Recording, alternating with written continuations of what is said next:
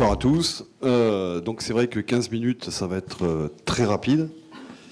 Je n'ai pas pour habitude de faire aussi court. Mais on va essayer de s'y tenir. On va essayer, donc le but c'est quand même de présenter un tout petit peu notre activité. Et bon, j'ai pu noter 2-3 questions et des petites interrogations. Et que je pourrai apporter un commentaire tout à l'heure. Donc le syndicat général du port, donc qui regroupe l'ensemble des acteurs, à savoir les salariés du grand port maritime, étendus aux marins, mais également au personnel docker. Ça représente à peu près environ 800 personnes qui travaillent sur l'estuaire de la Loire, tant à Nantes, Saint-Nazaire, Donge, et puis bien sûr le secteur de Nantes. Donc le grand port maritime est le premier port de la façade atlantique. Environ, ça fait 27 millions de tonnes en 2014, tout en sachant qu'on a une activité plutôt en baisse au regard des activités énergétiques de ces dernières années. Donc les sites portuaires de Nantes et de Saint-Nazaire, on va les voir tout à l'heure, accueillent tous les ans environ 3000 escales de navires marchands. Donc ce sont des escales d'exploitation, dites d'exploitation. Ça génère environ 160 000 emplois sur le territoire ligérien. Alors c'est 16 000 emplois, je pense, et plus de 25 000 emplois dans les régions du Grand Ouest. Aujourd'hui, il y a à peu près 800 navires qui remontent chaque année le chenal entre Donge et Nantes.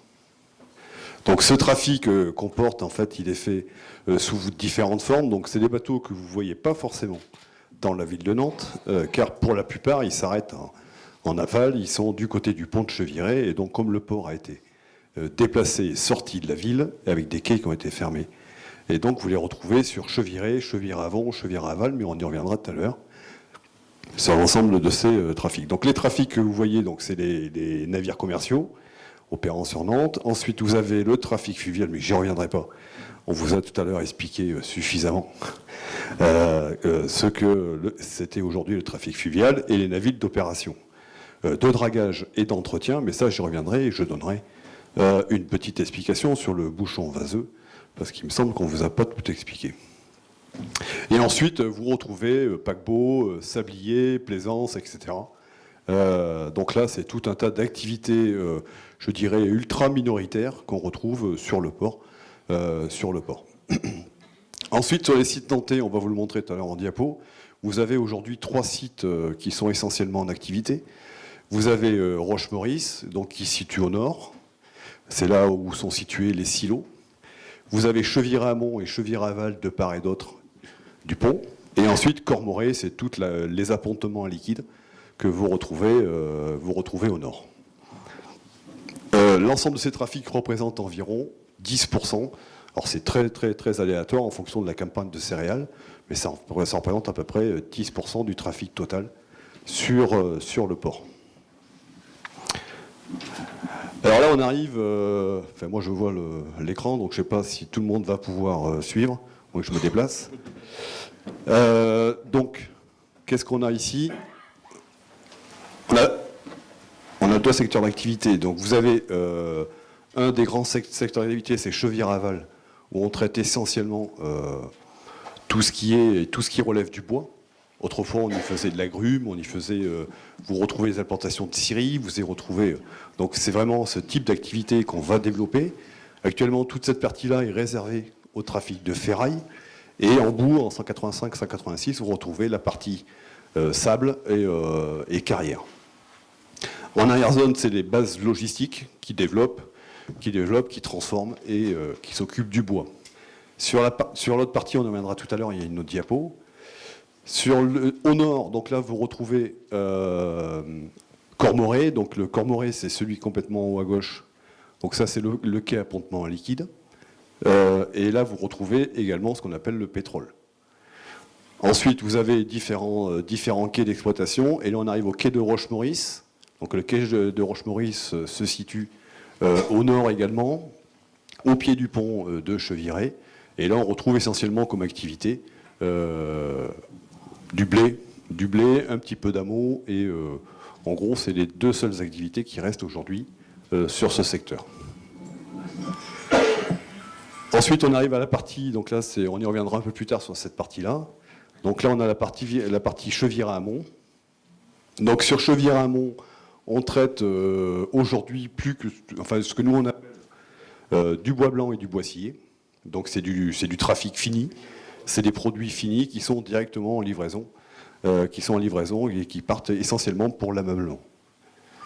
Donc après, vous retrouvez un peu plus loin 30 mous, et après on va revenir sur cette fameuse zone qui va nous intéresser. Pour ceux qui voient, donc là par là, vous avez également la liaison de Navébus qui part d'ici et qui va jusqu'à la gare maritime au niveau du centre des Salorges. Voilà. Donc concernant les projets de franchissement, donc là en fait, on va y revenir après sur la diapo. On va y revenir. Donc en gros, on dit aujourd'hui, il y a un projet de franchissement de la Loire qui permettent de prendre en compte donc l'activité du terminal. Mais il faut qu'on prenne en compte, et on va y revenir, c'est cette fameuse zone d'évitage. C'est le seul endroit aujourd'hui sur le port de Nantes qui nous permet de faire demi-tour aux grands porteurs sur la zone de 30 mous. Donc après, il y a différentes options qui aujourd'hui nous sont communiquées. C'est éventuellement l'idée de faire un pont mobile. Donc ça existe dans certains ports. Il y a des ponts levants, mais c'est très compliqué. Donc nous, on dit aujourd'hui que pour maintenir les contraintes, pour qu'on fasse un évitage, pour qu'on maintienne environ 200 à 250 navires par an, il faut qu'on ait un tirant d'air supérieur à 54 mètres. Si vous n'avez pas de tirant d'air supérieur à 54 mètres, il n'y a pas un bateau qui peut remonter demain au port de Nantes. Donc s'il n'y a pas le bateau qui remonte, c'est la fermeture du port, tout simplement. Donc je vais poursuivre. Donc là, on a sorti une diapo et on donne l'image aujourd'hui de la zone d'évitage. Donc c'est pour vous remémorer. Donc là, vous avez 30 mous, c'est-à-dire juste après, vous avez Cheviré. En face, donc vous avez la butte Sainte-Anne. Et aujourd'hui, tous les bateaux, ici, sont en zone d'évitage. C'est-à-dire que c'est le seul endroit à Nantes où il est possible de faire demi-tour à des gros porteurs. Donc environ aujourd'hui, il y a plus de 200 navires qui évitent dans ces zones-là, c'est-à-dire qu'ils font demi-tour pour repartir soit à Cheviré, soit après aux céréales. Les bateaux, généralement, pour la plupart sur le céréal, ils viennent à demi-charge ou ils viennent à vide. Et les bateaux, bien sûr, pour les autres, ils sont à pleine charge. Ici, vous avez 5,40 m de tirant. C'est-à-dire qu'on a une fosse qui nous permet de maintenir le fond à peu près à 5,40 de tirant. Alors, quand on annonce 5,40 de tirant, c'est-à-dire quand on est à l'étal. C'est-à-dire qu'on parle bien sûr toujours à l'étal. On ne parle pas en haute ou en basse mer. Ce n'est pas possible de naviguer de cette manière-là. Donc on a un tirant annoncé à 5,40 et les bateaux ils montent à pleine mer. Autrement, il n'y a pas de possibilité de pouvoir faire monter nos gros porteurs. Si vous loupez la zone d'évitage, c'est simplement le bateau il va au fond. Enfin, c'est déjà arrivé, pas à Nantes, c'est arrivé à Montoire, donc le bateau il va se coller. Voilà. Après il se décolle, mais c'est embêtant. Donc vous avez parlé tout à l'heure de barging, donc effectivement c'est quelque chose qu'il va falloir qu'on regarde ça de près et qu'on le développe. Alors les arguments, je pense qu'ils ont été tout à l'heure indiqués par les représentants de la CFT. Ceci étant, je pense que c'est un peu plus large que ça au niveau du débat, parce que ça englobe à la fois les chargeurs. Après, vous avez celui qui navigue, mais bien souvent, il n'est pas propriétaire des marchandises. Donc, il vient supporter, ni plus ni moins, les besoins exprimés par une commune, par une région, ou bien par un chargeur qui a besoin de faire véhiculer ses marchandises, soit d'un point à un autre, ou bien pour des besoins de ville, par exemple. Après, la CFT elle met en place une disposition, c'est-à-dire un trafic. Voilà. Ce qu'on peut rajouter, c'est qu'aujourd'hui, on a une difficulté, c'est que depuis 2005, il y a un certain nombre de quais qui ont été déplacés. C'est-à-dire qu'on a fermé Wilson. Alors ceux qui connaissaient, ceux qui sont des Nantais pure souche, connaissent un peu aujourd'hui Wilson. Wilson, c'est le quai qui se retrouve complètement à la pointe de l'île, où aujourd'hui on a transformé toutes les zones de stockage qui permettaient de développer l'activité de barging. On en a fait des restaurants, on en a fait des... Voilà, enfin toute cette zone-là, le quai des Antilles, on a transformé tous les hangars. Et là, il y avait toute l'activité à ferraille, il y avait l'activité de réparation et d'accueil des paquebots qui se faisaient dans cette zone-là. Donc depuis quelques années, ce quai devient en sommeil, il ne reste plus qu'un tout petit linéaire où on accueille encore de temps en temps, je dis bien de temps en temps, quelques paquebots, environ 6 à 7 par an, qui peuvent arriver sur ce quai-là. Mais étant donné que le port a fait le choix de ne plus draguer, ces bateaux-là, maintenant, se retrouvent déplacés vers Cheviré. Mais je reviendrai sur les questions de dragage après, parce que c'est un point important. Donc le point juste après, ben, c'est celui-ci. Donc les questions, aujourd'hui, l'État, mais comme partout, on a un léger désengagement de l'État sur les questions de dragage. C'est ce qu'on appelle, nous, vulgairement, enfin, dans notre parler, c'est le 44-34, c'est les versements de dotation d'État. Donc ça permet de maintenir les côtes du chenal. Ça permet de maintenir une souille. Enfin, une souille, c'est ce qu'on va retrouver lorsqu'on va mettre un bateau à quai. C'est-à-dire qu'on va creuser plus profondément pour lui permettre d'être accueilli dans les meilleures conditions et qu'il puisse être déchargé le plus rapidement possible. Mais en attendant, en fonction des éléments de marée avec du marnage, comme on l'a rappelé tout à l'heure, on peut avoir à 5-6 mètres de marnage. Et donc, pour éviter qu'il talonne et qu'il tombe dans la vase. Et donc, on a ce qu'on appelle des souilles. Donc ces bateaux, donc pour en revenir à la dotation de dragage, aujourd'hui, et pour répondre à deux choses, la première, c'est que le bouchon vaseux, malheureusement, depuis, enfin bien heureusement pour certains d'entre vous, depuis 5-6 ans, a quasiment disparu du port. Il n'existe plus. Il y a eu une modification de la part de dragage. On est maintenant dans un système d'hydrojette, c'est-à-dire qu'on va propulser de l'eau sous les souilles et à proximité des quais, qui permettent de renvoyer dans le lit la plupart des vases. Mais aujourd'hui, on se heurte à une politique, malheureusement, qui va nous conduire à relever, à maintenir le niveau des côtes, voire de les abaisser. C'est-à-dire qu'aujourd'hui, le port ne fera pas le choix de continuer le dragage, parce que c'est un budget qui pèse lourd sur le port, enfin sur les fonds propres du port. Donc étant donné que la dotation et que l'État se désengage de ces missions régaliennes, très certainement que dans les années à venir, on court à la catastrophe. Alors, court à la catastrophe pour les uns et pour les autres, hein, pour les personnels qui travaillent sur l'estuaire, pour les personnels qui sont, pour les salariés ou pour les entreprises qui sont à proximité, mais également pour les citoyens qui vivent dans des zones qui peuvent être immergées. Et je dirais que, malheureusement, si cette politique qui est conduite aujourd'hui à ne pas continuer à draguer et draguer suffisamment va entraîner des envasements importants, la remontée des fonds et les inondations des zones. Ça, c'est relativement écrit, c'est ce que disent aujourd'hui tous les professionnels qui naviguent sur l'estuaire de la Loire et qui, malheureusement, pourraient arriver. Donc, un avis de notre organisation autour des activités de loisirs et de nautique qui est culturelle. Aujourd'hui, nous sommes partisans qu'il faut développer ce type d'activité pour les gens de l'agglomération nantaise et de ses environs. Il est peut-être nécessaire qu'on pourrait avoir ce type d'activité, mais tout en prenant en compte l'activité professionnelle dont est exercée sur la Loire. Alors, pas simplement du grand port maritime, hein, on va au-delà, il y a les pêcheurs, il y a tout un tas d'activités. Donc nous, on dit aujourd'hui, il est préférable de mener des activités nautiques et culturelles au-delà des ponts où il n'y a pas de possibilité de naviguer. Hein, donc nous, on a parlé du pont des Trois Continents et Anne de Bretagne pour des raisons de sécurité. Donc nous, on privilégie plutôt cette piste-là que plutôt de se retrouver à Trentemou avec une station de ski nautique ou je ne sais quoi. Mais enfin, après, chacun est libre de pouvoir faire ce qu'il a envie.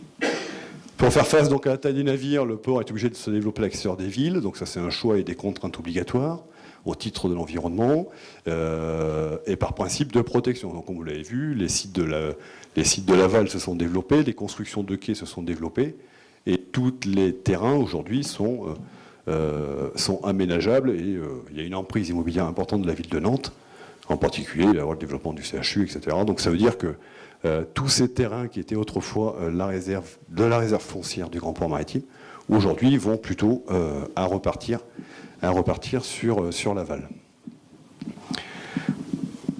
Voilà, donc cette partie-là. Donc on finit sur cette partie en disant que la nature doit vivre et l'homme doit pouvoir travailler. Le port de Nantes est un atout majeur pour Nantes et pour sa métropole. Son existence n'est pas contestable et il doit perdurer. Les travailleurs portuaires resteront toujours vigilants pour défendre les trafics du port de Nantes. Alors d'abord une première question concernant le renouvellement et l'énumération aussi des professions du port. Parce que autant d'un côté, c'est une remarque qui a déjà été faite plusieurs fois, ça. C'est pas que l'activité portuaire soit clandestine, mais finalement elle n'est pas forcément très visible. Hein, les mouvements de bateaux, etc. Mais ça vaut aussi sans doute pour les corporations, pour les métiers. Et comment, alors quels sont les différents corps de métiers qu'on trouve dans les professions portuaires? Et puis, qu'est-ce que les évolutions de ces pratiques portuaires ont entraîné comme changement dans ces professions? Ça, c'est un vaste sujet. Le port, en fait, on a une répartition. Enfin, le port se voit à l'arrivée des bateaux pour un certain nombre d'entre vous et à l'accueil des navires. Mais aujourd'hui, le port, c'est pas simplement cela. C'est-à-dire que vous avez tout autour de ce port-là, pour faire venir un navire, donc vous avez forcément des consignataires, des transitaires, vous avez des consignes phytosanitaires, vous avez les douanes, vous avez le lamanage, le service aux marins, vous avez le remorqueur, vous avez le pilote. Et une fois que vous avez simplement fait ça, vous n'avez toujours pas exploité de navire. Donc une fois que le navire a quai, vous avez ensuite le docker, donc si vous voulez, on peut lister les personnels qui travaillent sur le domaine du port. On voit qu'ils sont, alors c'est pas extensible, mais il y a beaucoup d'intervenants lorsqu'un bateau arrive à quai et pour être exploité. Ce que regroupe les activités du Grand Port Maritime, si on s'en tient à l'entité Grand Port Maritime, on va retrouver essentiellement deux catégories. Une catégorie marin, donc qui exploite le dragage en Loire avec le maintien. Donc c'est ce qu'on va appeler les missions régaliennes de l'État, c'est-à-dire le maintien des fonds. Et vous avez ensuite la partie exploitation, qui est le maintien des ouvrages, le maintien des formes, des écluses, des ponts qui permettent la circulation à la fois des biens et des personnes. Et après, vous avez toute la partie maintenance, l'entretien de ces ouvrages, aussi bien sur la réparation navale, parce qu'on a tout un tas d'engins flottants, mais aussi de la maintenance tertiaire, industrielle, sur l'ensemble de nos ouvrages. Voilà, en gros, si on veut identifier, après vous avez un pôle, bien sûr, tertiaire, important, et après vous avez des fonctionnaires d'État, on reste quand même un établissement public, avec des hauts fonctionnaires d'État qui sont détachés du ministère, des différents ministères, pour contrôler et administrer le port. Donc c'est un peu c'est un peu une caricature, mais on a d'une part une partie fonctionnaire, d'une part des salariés de droit privé, un établissement public, un EPIC, et derrière vous avez différents statuts entre les marins, les lamaneurs, les personnels du port. Voilà, c'est très divers. Et après, bien sûr, vous avez les ouvriers dockers, qui sont, en gros, nous on dit quand il y a un bateau qui arrive, il y a deux positions sur un bateau. Vous avez une position horizontale, vous avez une position verticale. Tout ce qui est vertical relève du Grand Port Maritime. Tout ce qui est horizontal relève de la manutention docker. Voilà. Ça simplifie un peu les choses, mais c'est ce qui est pratiqué entre nos deux professions. Voilà.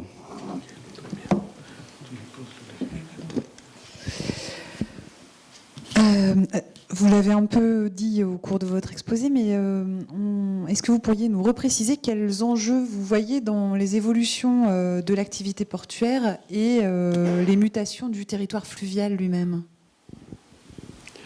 Mais aujourd'hui le port de Nantes est un peu à la croisée des chemins, c'est-à-dire qu'aujourd'hui on pose un certain nombre de questions pour essayer de rapprocher les gens qui ont été éloignés des zones pour se rapprocher de la ville de Nantes. Et aujourd'hui, la première des questions qui est posée, c'est comment permettre aux citoyens de pouvoir traverser la Loire, franchir la Loire dans de bonnes conditions et dans des conditions acceptables de circulation. Donc le premier élément, c'est la construction nécessaire d'un nouveau franchissement sur la Loire. Alors après, il y a deux débats. Bon, je vais exclure le débat de la préfecture, qui est le franchissement de la Loire, mais en dehors des zones urbaines. Donc ça relève de la compétence de la préfecture. Mais tout ce qui est intramuros relève de la ville de Nantes, et donc du nouveau franchissement. Aujourd'hui, la ville de Nantes, dans ce débat, prévoirait un nouveau franchissement. Aujourd'hui, des études sont menées. Il y a 3 types de franchissement prévus. Vous avez l'aérien, vous avez le souterrain, et vous avez la fameuse écluse en travers de la Loire. Donc en fait, vous avez 3 options possibles. Les unes se défendent au regard de ceux qui les projettent, mais ceci étant, nous avons, une analyse. Aujourd'hui, si on ne maintient pas le port tel qu'il existe, si vous ne maintenez pas les dragages, vous allez simplement remonter les fonds. Si vous remontez les fonds, vous allez immerger jusqu'à pratiquement Ancenis. C'est à peu près l'étude qui le dit, c'est pas nous qui le disons, mais c'est l'étude qui le dit. Ça veut dire que si vous fermez le port et vous mettez un pont en travers de la zone d'évitage, parce que pratiquement c'est le seul endroit où on pourrait mettre un pont qui relierait le nord au sud, ça serait dans cette zone, et bien tout simplement c'est qu'avec les courants, vous ne pourrez plus éviter en toute sécurité un seul bateau sur le port, étant donné qu'il n'y a qu'une seule zone, et bien par condition, vous fermez le port de Nantes. Donc fermeture du port de Nantes, ça veut dire que si vous fermez le port de Nantes, le port n'a plus d'obligation. C'est ce qui se passe aujourd'hui à Wilson. Aujourd'hui à Wilson, le port n'est plus obligé de draguer, donc il ne drague plus. Tout ce qui était jusqu'à Bushman, le port n'est plus obligé de draguer, donc il ne drague plus. D'une part, on n'a plus le droit d'extraire les sédiments, on n'a plus le droit d'extraire le sable. On a aujourd'hui des fosses, mais complètement en dehors de l'estuaire de la Loire. Donc ça veut dire qu'on ne peut plus extraire, on ne peut plus draguer. Et demain, si vous fermez le port, vous ne le draguez plus, c'est la remontée des fonds. Vous poserez la question un jour, si vous avez l'occasion d'en débattre avec les gens de la TAN. Aujourd'hui, la TAN donc, a mis en place une ligne qui relie la gare maritime à aller donc de l'autre côté de l'eau, du côté de Trente-Mous. Au début d'exploitation, ça se passait bien, du fait qu'on a arrêté de draguer cette zone-là. Dans 2-3 ans, vous pourrez traverser le canal à pied. C'est-à-dire qu'aujourd'hui, il commence à talonner. Mais c'est normal, on a un invasement naturel sur ce bras, et si vous ne le draguez pas, vous avez forcément une remontée des fonds. Et aujourd'hui, pourtant, ce sont des barcasses. Hein. C'est des barcasses qui font... Il n'y a pas de tirant dessus, donc c'est des... eh bien, ils commencent à talonner, suivant des coefficients, ils talonnent. Voilà. Alors, autre question, est-ce que... donc on a entendu parler aussi de l'expérience de Croisier Europe qui compte développer des croisières sur le fleuve. On vient d'entendre parler de projets potentiels de développement du transport fluvial. Est-ce que vous, ça vous donne des idées et comment vous imagineriez pouvoir vous impliquer dans ce type de perspective ? Donc moi je vais l'appeler barging. Je trouve que c'est, même si c'est pas très... Donc le barging pour nous est un élément moteur de développement de l'estuaire. Enfin ça nous paraît essentiel. Je dirais que le seul souci c'est qu'on n'est pas forcément acteur. Et je pense pas que la CLT le sera non plus. La CLT mettra les moyens pour pouvoir réaliser les prestations. Aujourd'hui, la définition ne se fait pas à ce niveau-là. Et les choix et les stratégies ne se définissent pas non plus à ce niveau-là. Au départ, je pense qu'il faut que le port soit un acteur essentiel et moteur. C'est-à-dire que le port veuille bien dégager des zones qui permettent d'accueillir ces barges ou ces bateaux ou ces autopousseurs.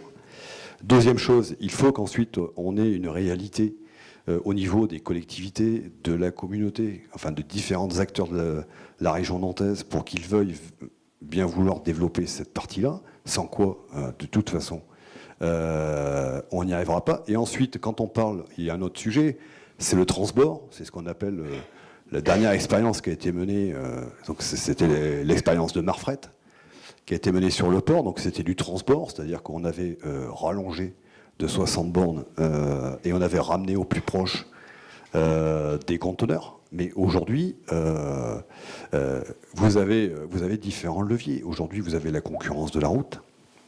Alors, je ne reviens pas sur la taxe carbone, mais il y a une concurrence de la route qui fait qu'aujourd'hui, chacun milite dans son coin pour justement éviter de développer aujourd'hui le barging. Alors, il y a le lobbying de certains. Je dirais qu'en deux, il y a aussi la nécessité d'autres de vouloir investir. Mais je pense que les professionnels de la mer ou du fleuve, lorsqu'ils auront de véritables projets concrets de la part des communes, des villes, et que ce projet pourrait être accompagné par le grand port maritime, les professionnels se mettront au service des collectivités pour mettre en œuvre ce qu'eux, ils connaissent et ce qu'ils font par ailleurs dans d'autres villes. Voilà. Dans d'autres villes qui sont aussi des villes d'estuaire. Il n'y a pas que Nantes qui est une ville d'estuaire. Aujourd'hui, on est la seule à ne pas exploiter le barging dans ce port. Voilà. C'est dommage. Très bien. Alors, une dernière question, mais dont j'ai bien conscience qu'elle est lourde aussi, c'est quelle est votre opinion sur le projet stratégique du grand port maritime ? C'est une question qui a été transmise cet après-midi par un internaute. Hein, et voilà. Ça va être signé Jean-Pierre, ça.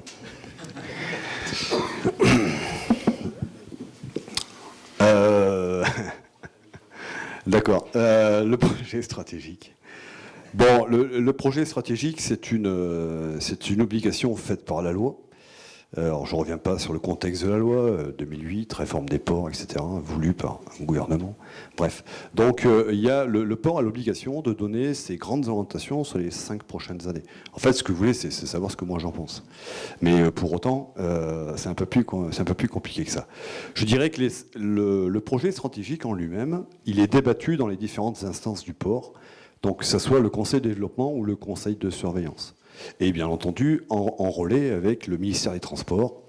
Bon. Une fois que les différents directeurs de port définissent leur projet stratégique, donc on retrouve du commercial, le développement, l'investissement, et on retrouve aussi des questions économiques, des données économiques, parce que le projet stratégique, il fait le lien avec ce qu'on appelle le CPER, c'est le contrat plan État-région, qui vient alimenter toute la partie investissement, dans le cadre des futures grandes infrastructures que le port va développer. Donc dedans, on va retrouver l'éolien, on va retrouver les EMR, on va retrouver les hubs, les développements, on va retrouver toute cette partie-là qui, elle, est forcément liée entre le CPER et puis le projet stratégique. Donc le projet stratégique en lui-même, il n'a pas forcément que des mauvais côtés, bien au contraire. C'est-à-dire qu'il est déterminant pour l'activité du port, il est déterminant pour le développement du port et pour les investissements du port. Et tous les partenaires sont plutôt favorables. Ceci dit, il a quand même une part que l'on combat. Alors ça fait partie de notre réalité et de notre quotidien. Il y a une part du projet stratégique qui est conditionnée à une maîtrise. Alors c'est vrai que ça va peut-être pas partie du débat, mais il y a un débat pour nous qui est basé sur ce qu'eux ils appellent des missions régaliennes de l'État. Et donc ils veulent définir les établissements EPIC, ils veulent les transformer en EPA, c'est-à-dire un établissement public administratif, et donc saucissonner et conditionner les futurs établissements dans 5 ans, de transformer d'EPIC en EPA. Donc sur ces conditions-là, alors ça englobe, c'est-à-dire la suppression complète des pans complets auxquels ils voudraient se séparer et de personnel qui relèveraient de l'EPIC, ils voudraient les mettre en dehors. Donc ça a été le cas en 2008, on s'est séparé de l'outillage, l'État a vendu tous ses services d'exploitation, et nous, le cas du port, par exemple, on était 700, il y a 150 personnes qui ont disparu du port et qui ont été rétrocédées à des opérateurs privés. C'est-à-dire qu'on a vendu les quais, on a vendu les outils et on a mis les personnels qui étaient associés dans le cadre de la réforme 2008 voulue par le gouvernement de l'époque. Aujourd'hui, la vie continue, c'est-à-dire que le port a l'obligation de présenter son projet et c'est la transformation, je vous dis, de l'EPIC, de l'EPA, donc ça parle peut-être pas à tout le monde, mais pour nous, c'est du quotidien. Mais je pense qu'il ne faut pas tout jeter dans ce projet stratégique, parce que je pense que les conditions de développement y sont, les conditions d'investissement y sont, et sans quoi, de toute façon, si le port ne peut pas évoluer, ne peut pas se développer, vous ne pouvez pas donner de garantie, à la fois pour les uns, mais à la fois pour les salariés qui y travaillent au quotidien. Donc je crois que le projet stratégique est en débat. Il va arriver à une conclusion. On le passe en conseil de développement la semaine prochaine. Le conseil de surveillance, c'est le 12 mars. Et le conseil des ministres, c'est fixé au 18 février ou 19 février, quelque chose comme ça. Donc on aura les éléments fin mars, on aura tous les éléments sur le projet stratégique et le développement futur du port.